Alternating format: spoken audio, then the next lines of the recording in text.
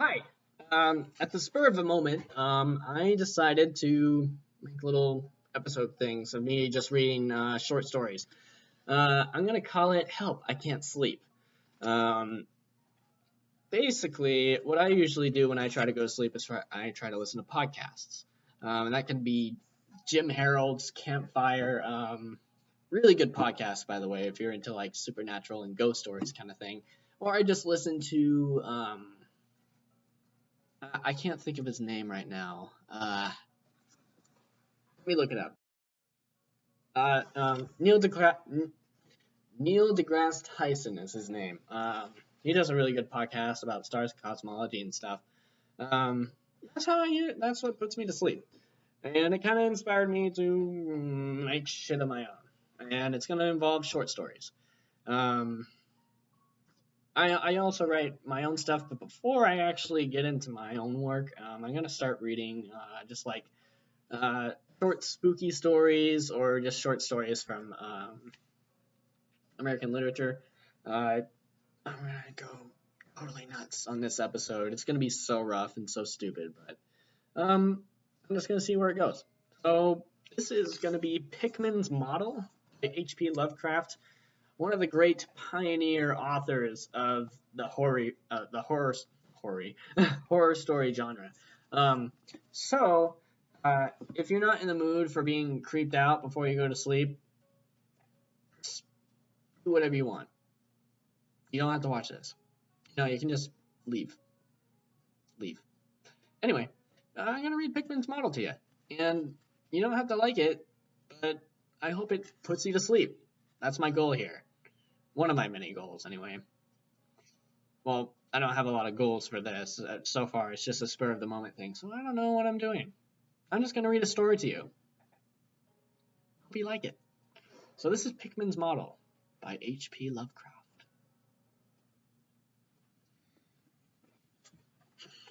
You needn't think I'm crazy, Elliot. Plenty of others have queerer prejudices than this.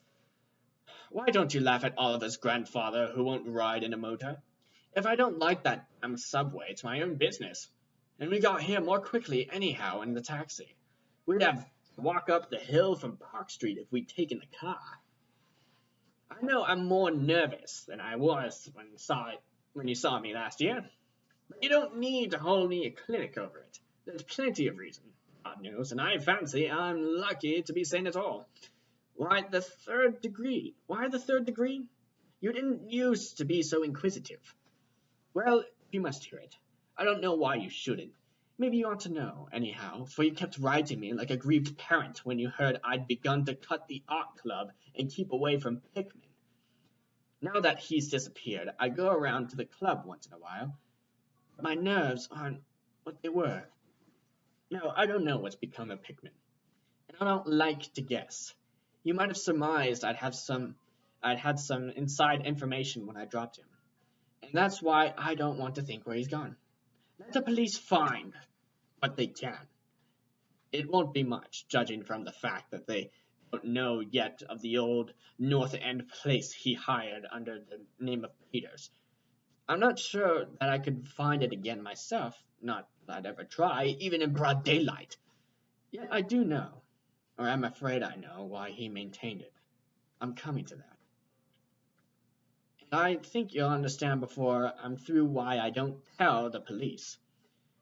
They would ask me to guide them, but I couldn't go back there, even if I knew the way. There was something else, and I know I can't use the subway, and you may as well have had your laughs at this too. Go down into the cellars anymore.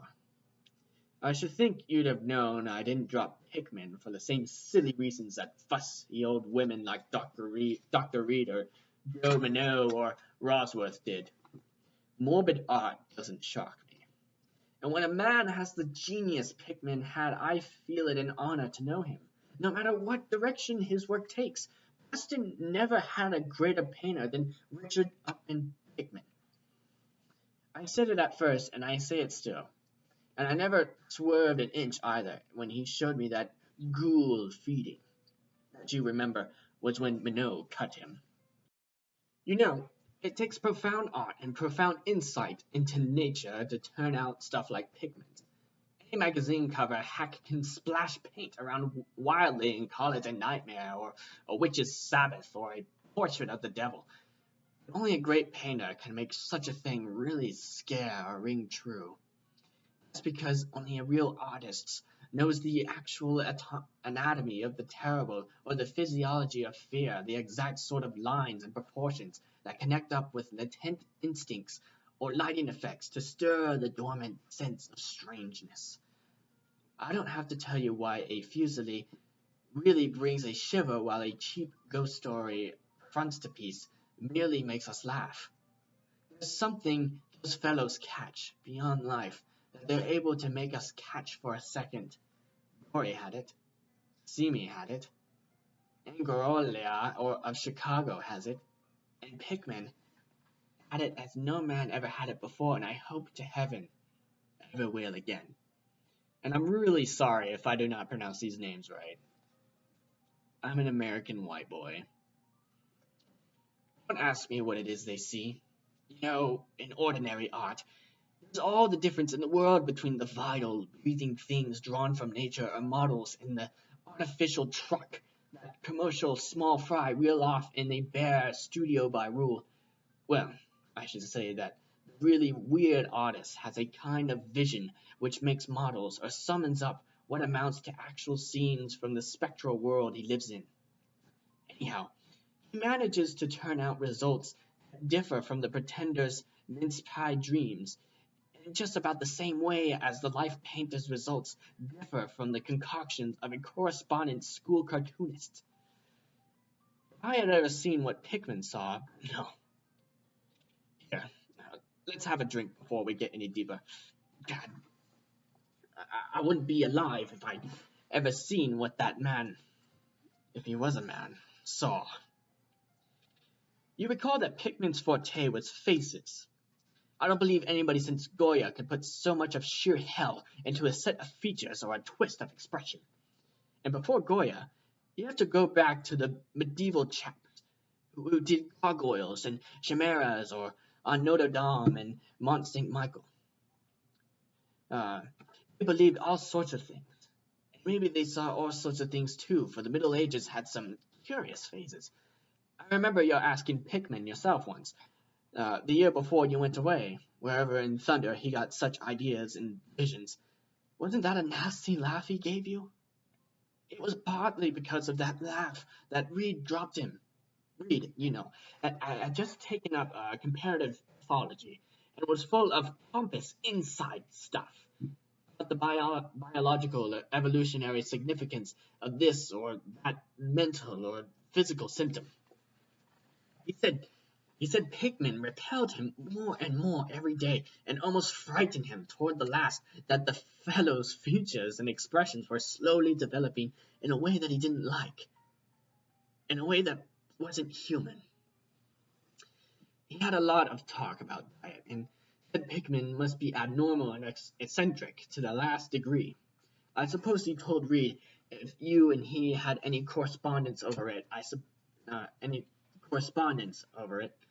lost my spot. Had any correspondence over it that he'd let Pickman's paintings get on his nerves or harrow up his imagination. I know I told him that myself, then. But keep in mind that I didn't stop Pickman for anything like this. On the contrary, my admiration for him kept growing. That ghoul feeding was a tremendous achievement. As you know, the club wouldn't exhibit it, the ghoul feeding. The Museum of Fine Arts wouldn't accept it as a gift. I can add that nobody would buy it. So Pickman had it right in his house till he went. Now his father has it in Salem. Pickman comes of old Salem stock, and had a witch ancestor hanged in 1692. I got into the habit of calling on Pickman quite often, especially after I began making notes for a monograph on weird art. Probably it was his work which put the idea into my head, and anyhow, I found him a mine of data and suggestions when I came to develop it. He showed me all the paintings and drawings he had about, including some pen and ink sketches that would, I verily believe, have got him kicked out of the club if many of the members had seen him. Before long, I was pretty nearly a devotee, and would listen for hours like a schoolboy to art theories and philosophic speculations wild enough to qualify him for the Danvers Asylum. My hero worship, coupled with the fact that people generally were commencing to have less and less to do with him, and made him get very confidential with me. And one evening he hinted that if I were fairly close-mouthed and none too squeamish, he might show me something rather unusual, something a bit stronger than anything he had in the house.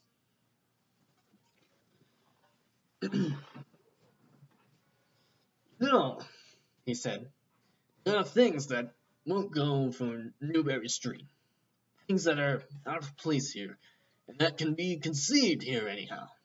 It's my business to catch the overtones of the soul, and you won't find those in the parvenu set of artificial streets on Maitland. Days in Boston isn't anything yet, because it had no time to pick up memories and attract local spirits. There are any ghosts here. There are the tame ghosts of a salt marsh and a shallow cove.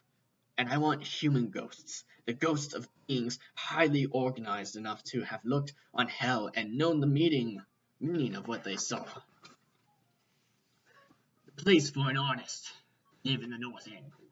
If any aesthete were sincere, he'd put up with slums for the sake of the mass traditions. God, man. Don't you realize that places like that weren't merely made, but actually grew? Generation after generation lived and felt and died there, and in days when people weren't afraid to live and feel and die. Don't you know it was a small mill at Copp's Hill in 1632, and that half the present streets were laid out by 1653? I can show you the houses that have stood 2 centuries and a half and more, houses that have witnessed what would make a modern house crumble into powder. What do moderns know of life and the forces behind it? You call the Salem witchcraft a delusion. I'll wager my 4 times great-grandmother could have told you things. They hanged her on Gallows Hill, with Cotton Mather, looking sanctimoniously on. Mather was afraid somebody might succeed in kicking free on this accursed cage of monotony. I wish someone had laid a spell on him or sucked his blood in the night. I can show you a house he lived in, and I can show you another one he was afraid to enter in spite of all his fine gold talk. He knew things he didn't dare put on this stupid Magnalia or the pure wonders of the invisible world. Look here. You know the whole North End once had a set of tunnels that kept certain people in touch with each other's houses, and the burying ground and the sea. Let them persecute above ground. Things went on every day they couldn't reach. Voices laughed at night and they couldn't place. I man, 10 surviving houses built before 1700 and not moved since. I'll wager that in 8 I can show you something queer in that cellar. In the cellar. There's hardly a month you don't read of workmen finding bricked up arches and wells leading nowhere in this or that whole place as it comes down. You can see one near Henchman Street from the elevator last year. There were witches and with their spells summoned pirates and what they brought in from the sea, smugglers, privateers, and I tell you, people knew how to live and how to enlarge the bounds of life in the old time. This wasn't the only world a bold and wise man could know. And to think of the Dedean contrast, with such pale pink brains that even a club of supposed artists get shudders and convulsions if a picture goes beyond the feelings of a Beacon Street print table. The only saving grace of the present is that it's too damn stupid to question the past very closely. What do maps and records and guidebooks really tell of the North End? And I guess I'll guarantee to lead you to 30 or 40 alleys and networks of alleys north of Prince Street that aren't suspected by 10 living beings outside the foreigners that swarm them. What do those vagaries know of the no, sir. These ancient places, while dreaming gorgeously and overflowing with wonder and terror and escapes from the commonplace, and yet there's not a living soul to understand or profit by them. Or rather, there's only one living soul, by having been digging around in the past for nothing. See here, you're interested in this sort of thing.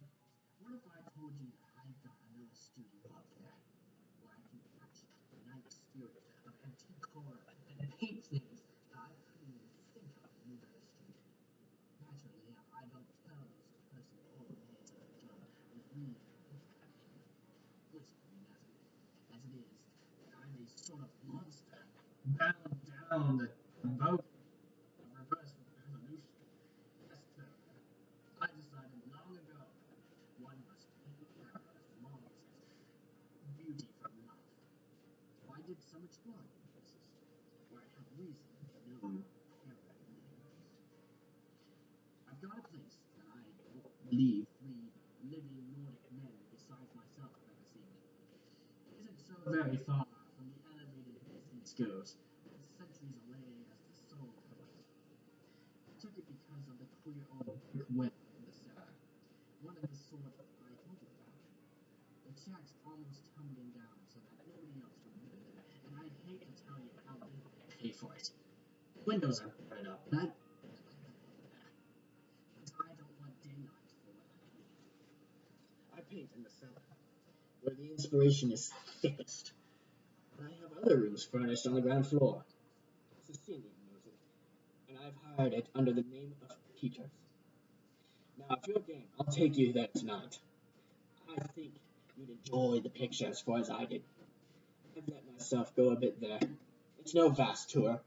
I sometimes do it on foot, for I don't want to attract attention with a taxi in such a place. We can take the shuttle at the south station for Battery Street, and after that, the walk isn't. Why, Elliot, there wasn't much more for me to do after the herring grew but to keep myself from running instead of walking for the first vacant cab we could sight. We changed the elevated at the South Station, and at about 12 o'clock we climbed down the steps at Battery Street and struck along the old waterfront past Constitution Wharf. I didn't keep track of the cross streets, and can't tell you which it was we turned up, but I know it wasn't Green Building. When we did turn, it was to climb through the deserted length of the oldest and prettiest alley I've ever saw in my life, with crumbling-looking gables, broken and small-pane windows, and archaic chimneys that stood out half disintegrated against the moonlit sky. I don't believe there were three houses in sight that hadn't been standing in Cotton Mather's time. Certainly I glimpsed at least two with an overhang, and once I thought I saw a peaked roof line on the almost forgotten pre-Granville type. Antiquarians tell us there are none left in Boston.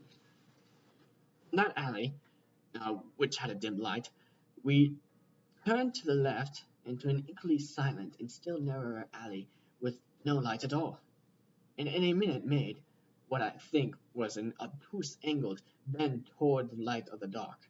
Not long after this, Pickman produced a flashlight and revealed an antediluvian ten-paneled door that looked damnably eaten, worm-eaten. Unlocking it, he ushered me into a barren hallway with what was once splendid dark oak paneling. Simple, of course, but thrillingly suggestive of the times of Andros and Fitz and the witchcraft. He took me through the door on the left, lighted an oil lamp, and told me to make myself at home. Now, Elliot, I'm the man in the street would call fairly hard-boiled, but I'll confess that when I saw on the walls of that room, it gave me a bad turn. They were these pictures, the ones he couldn't paint or even show in Newberry Street. And he was right when he said he did let himself go. Here, have another drink. I need one anyhow. There's no use in my trying to tell you what they were like, because the awful, the blasphemous horror, and the unbelievable lonesomeness and moral photo came from simple touches quite beyond the power of words to classify. There was none of the exotic technique you see in Sydney Sign, none of the trans-Saturnian landscapes and lunar fungi that Clark Ashton Smith uses to freeze the blood. The backgrounds were mostly old churchyards, deep woods, cliffs by the sea, tunnels, ancient paneled rooms, or simple vaults of masonry. Copp's Hill burying ground, which could not be many blocks away from this very house, was a favorite scene. Madness and monstrosity lay in the figures in the foreground. For Pickman's morbid art was preeminently one of the most was one of demonic portraiture. These figures were seldom completely human, but often approached humanity in varying degree. Most of the bodies were roughly bipedal, a forward slumping, and a vaguely canine cast. The texture of the majority was a kind of unpleasant rubberiness. I can see them now. Their occupations, well, don't ask me to be too precise. They were usually feeding. I won't say on what. They were sometimes shown in groups in cemeteries or underground passages and often appeared to be in battle over their prey, or rather their treasure trove. And what damnable expressiveness Pickman sometimes gave the sightless faces of this charnel booty. Occasionally the things were shown leaping through open windows at night or squatting on the chests of sleepers, worrying at their throats.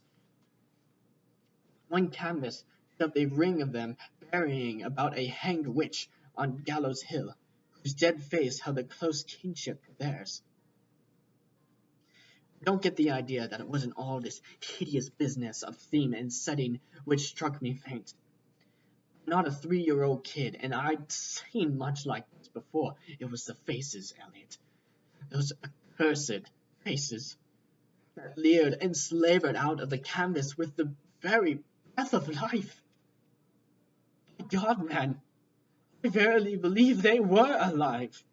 That nauseous wizard had waked the fires of hell in Pickman. His brush had been a nightmare-spawning wand. Give me that decanter, Elliot. There was one thing called lesson. Heaven pity me that I ever saw it. Listen, can you fancy a squatting circle of nameless dog-like things in a churchyard teaching a small child how to feed like themselves? The price of a changeling, I suppose. You know the old myth about how the weird people leave their spawn in cradles in exchange for the human babes they steal? Pickman was showing what happens to those stolen babies, how they grow up. And then I began to see a hideous relationship in the faces of the human and non-human figures. He was, in all his gradations of morbidity, between the frankly non-human and the degradedly human, establishing a sardonic linkage in evolution. The dog things were developed from mortals. No sooner had I wondered what he made of their own young as left with mankind in the form of changelings than my eye caught a picture embodying that very thought. It was that of an ancient Puritan interior, heavenly room with lattice windows, a settle, and clumsy 17th century furniture, with the family sitting about while the father read from the scriptures. Every face but one showed nobility and reverence. That one reflected the mockery of the pit. It was that of a young man in years, and no doubt belonged to a supposed son of that pious father, but in essence it was the kin of the unclean thing. It was their changeling, and in a spirit of supreme irony Pickman had given the features of a very perceptible resemblance to his own. By this time Pickman had lighted a lamp in an adjoining room and was politely holding upon the door for me, asking me if I would care to see his modern studies. modern studies. I hadn't been able to give him much of my opinions. I was too speechless with fright and loathing. I think he fully understood and felt highly complimented. And now I want to assure you again, Elliot, that I'm no mollycoddle to scream at anything which shows a bit of departure from the usual. I'm middle-aged and decently sophisticated, and I guess you saw enough of me in France to know that I'm not easily knocked out. Remember, too, I just about recovered my wind and gotten used to those frightful pictures which turned colonial England into a kind of annex of hell. Well,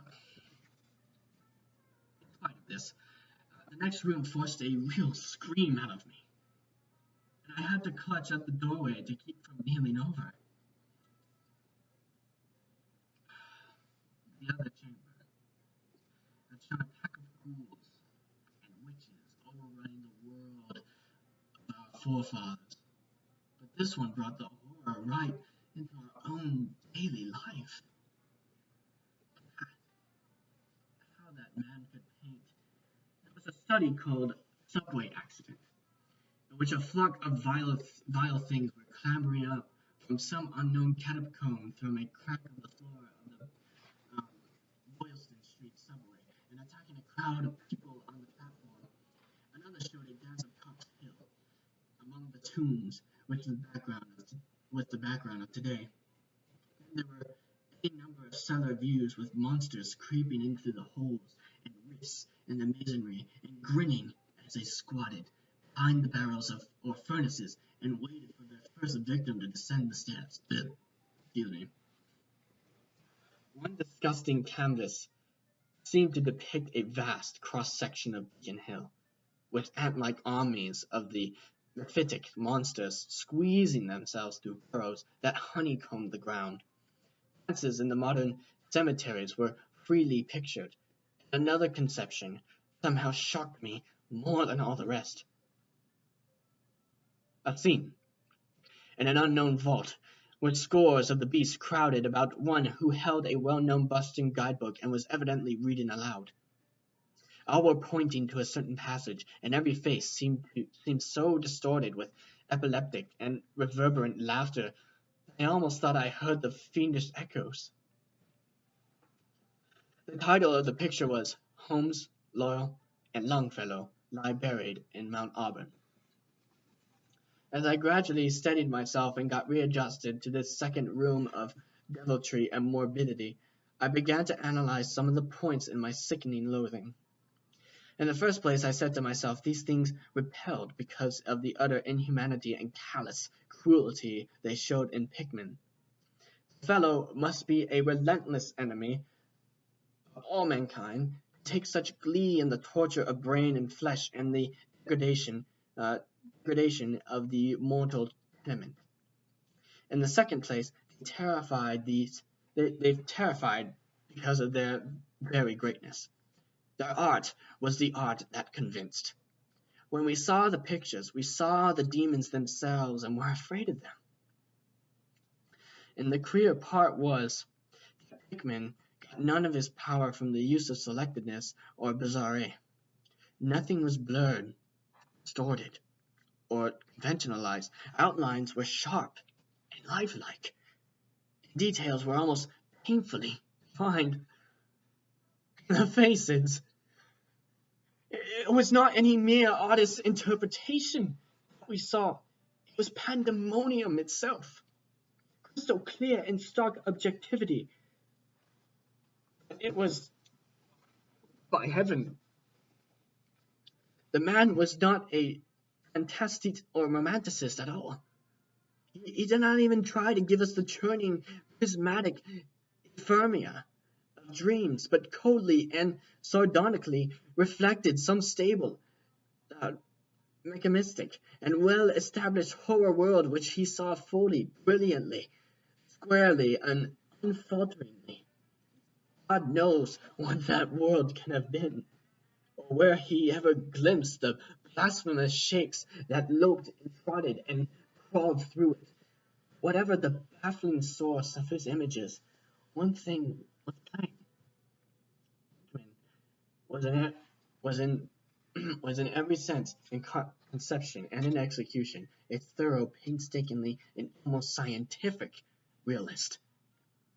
My host was now leading the way down the cellar to his actual studio, and I braced myself for some hellish effects among the unfinished canvases.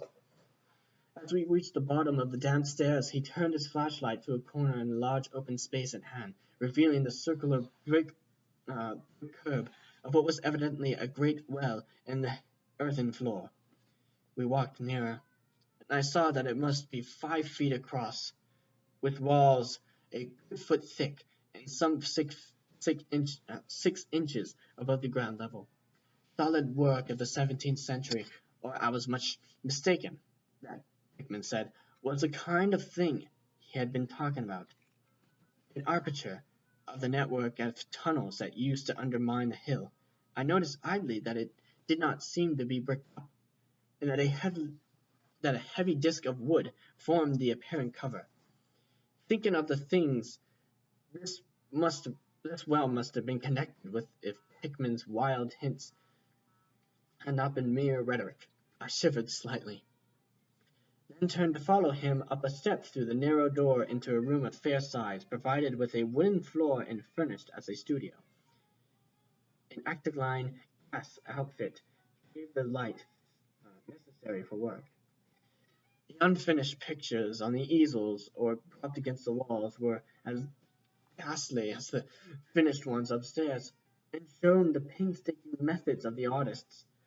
Scenes were blocked out with extreme care, and penciled guidelines told of minute exactitude which Pickman used in getting the right perspective and proportions. The man was great. I say even now, knowing as much as I do, a large camera on a table excited my notice, and Pickman told me that he used it in taking scenes for the backgrounds, so that he might paint them from photographs in the studio instead of parting his outfit around town for this or that view. He thought a photograph quite as good as an actual one and model for sustained work, and declared he employed them regularly. There was something very disturbing about the nauseous sketches and half-finished monstrosities that leered around from every side of the room, and when Pickman suddenly unveiled a large canvas on the side away from the light, I could not for the life keep back a loud scream. The second I emitted that night, it echoed and echoed through the dim vaultings of that ancient nitrous cellar, and I had to choke back a flood of reaction that threatened to burst out as hysterical laughter. Merciful Creator, Eliot, but I don't know how much was real and how much was feverish fancy. It doesn't seem to me that Earth can hold a dream like that. It's a colossal and nameless blasphemy with glaring red eyes, and it held in bony claws a thing that had been a man, gnawing at the head as a child nibbles at a stick of candy. Its position was a kind of crouch, and as one looked one left, at any moment it might drop its present prey and seek a juicier morsel. But damn it all! It wasn't even the fiendish subject that made it such an immortal fountainhead of all panic. Not that, nor the dog face, with its pointed ears, bloodshot eyes, flat nose, and drooling lips. It wasn't the scaly claws, nor the mold-caked body, nor the half-hooved feet. None of these, though. Any one of them might have driven an excitable man to madness. It was the technique, Eliot, the cursed and impious, the unnatural technique. As I am a living being, I never elsewhere saw the actual breath of life so fused into a canvas. The monster was there. It glared, and gnawed, and glared, and I knew that only a suspension of nature's laws could ever let a man paint a thing like that without a model. Without some glimpse of the nether world which no mortal unsouled to the fiend has ever had. Pinned with a thumbtack, the vacant part of the canvas was a piece of paper now badly curled up. Probably, I thought, a photograph in which Pickman meant to paint a background as hideous as the nightmare it was to enhance. I reached out to curl a look at it, when suddenly I saw Pickman start as if shot.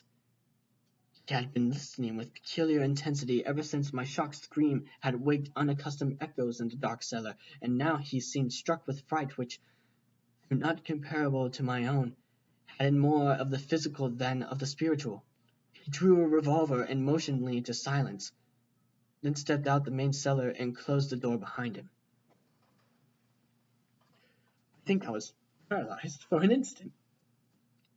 Imitating Pickman's listening, I fancied I heard a faint scurrying sound somewhere, and a series of squeals or bleats in a direction I couldn't determine. A series of I thought of huge rats and shuddered. There came a subdued sort of clatter which somehow set me all in goose flesh, a furtive, groping kind of clatter, though I cannot attempt to convey what I mean in words. It was like heavy wood falling on stone or brick, wood on brick. What did that make me think of? It came again, louder. There was a vibration as if the wood had fallen further than it had fallen before. After that followed a sharp grating noise, a shouted gibberish from Pickman, and the deafening discharge of all 6 chambers of a revolver fired spectacularly as a lion tamer might fire in the air for effect. A muffled squeal or squawk, and a thud. More wood and brick grating. A pause, and the opening of the door, at which I'll confess I started violently. Pickman reappeared with his smoking weapon, cursing the bloated rats that infested the ancient wall. The deuce knows what they eat. Thurber, he grinned. Those archaic tunnels touched graveyard with witch den and seacoast. Whatever it is, they must have run short. For they were devilish anxious to get out. Your yelling stirred them up, I fancy. Be cautious in these old places. Our rodent friends are the one drawback, though I sometimes think there's a positive asset by way of atmosphere color. Well, Elliot, that was the end of the night's adventure. Pickman had promised to show me that place, and heaven knows he had done it. He led me out of the tangle of alleys in another direction. It seems when we sighted a lamppost, we were in a half-familiar street with monotonous rows of mingled tenement blocks and old houses. Carter Street, it turned out to be. I was too flustered to notice just where we hit it. We were too late for the elevated, and walked back downtown through Hanover Street. I remember that walk. We switched from Fremont up Beacon, and Pickman left me at the corner of Joy, where I turned off. I never spoke to him again. Why did I drop him? Don't be impatient. Wait until I ring for coffee. We've had enough of the other stuff, for I, for one, need something. No, it wasn't the paintings I saw in that place, though I'll swear they were enough to get him ostracized in 9/10 of the homes and clubs of Boston. And I guess you won't wonder now why I have to steer clear of subways and cellars. It was something I found in my coat the next morning. You know, the curled up paper tacked to that frightful canvas in the cellar. The thing I thought was a photograph of some scene he meant to use as a background for that monster. The last scare had come while I was reaching to uncurl it, and it seems I had vacantly crumpled it into my pocket. But here's coffee. Get black, Elliot, if you're wise. Yet that paper was the reason I dropped Pickman. Richard Upton Pickman, the greatest artist I've ever known, and the foulest being that ever leaped the bounds of life into the pits of myth and madness. Elliot, old Reed was right. He wasn't strictly human. Either he was born in a strange shadow, or he'd found a way to unlock the forbidden gate. It's all the same now. Or he's gone, back into the fabulous darkness he loved to haunt.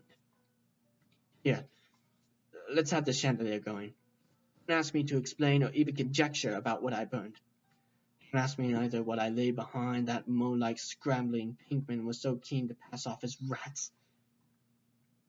There are secrets, you know, which might have come down from old Salem times, and Cotton Mather tells even stranger things. You know how damned lifelike Pinkman's paintings were. How we all wondered where he got those faces. Well, that paper wasn't a photograph of any background after all.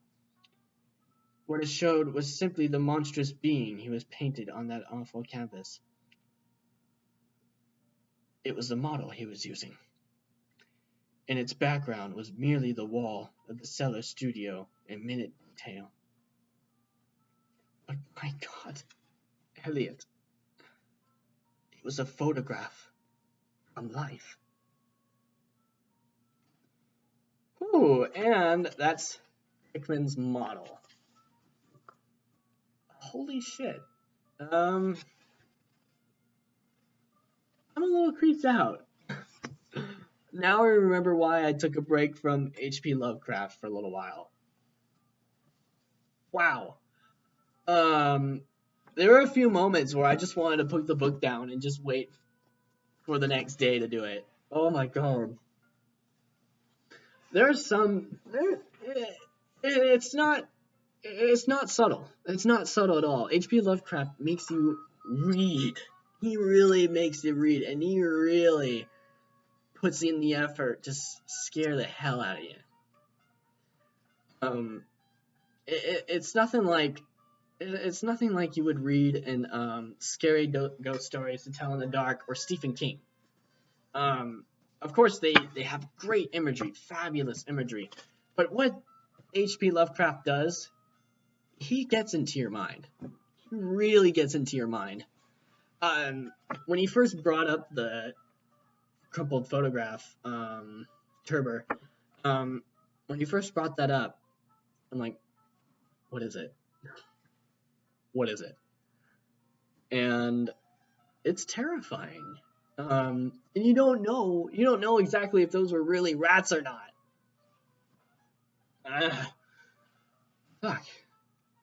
Well, I'm gonna be watching cat videos for the rest of the night. Anyway, I really hope you enjoyed this. I'm gonna read another story next time, but it won't be H.P. Lovecraft. I will be reading H.P. Lovecraft in the future, but I want to get some variety going. So I'll probably read something from my American literature book. I used it for my intermediate fiction class at Boise State University, and there's some stories in there I think you'd really enjoy. Anyway, I hope you have a good night. It was nice reading with you, and leave a like or whatever, or something, whatever floats your boat. Have a good sleep. I hope you're asleep right now, sleeping soundly. If not, I wish the best of luck to you. All right. Have a good night. I'll catch you later.